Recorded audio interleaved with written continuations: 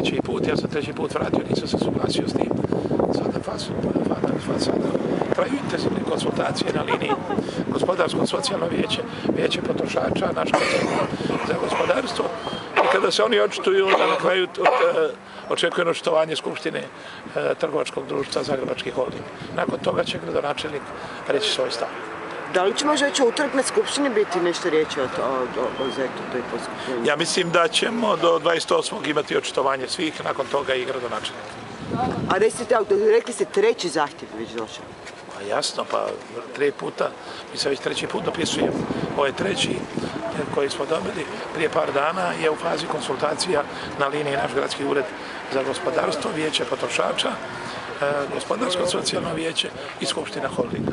Kada dobijemo mišljenje od svih tih, a prije svega Skupštine Zagrebačkog holdinga, onda će gradonačelnik kvalitetno odgovoriti. Jel se barem snizili malo zahtjev za poskupljenje? Čekajmo, vidjet ćete sve do Skupštine. Ja se nadam se, u kada ima informacija do Skupštine, bi svi trebali u reći svoj stav.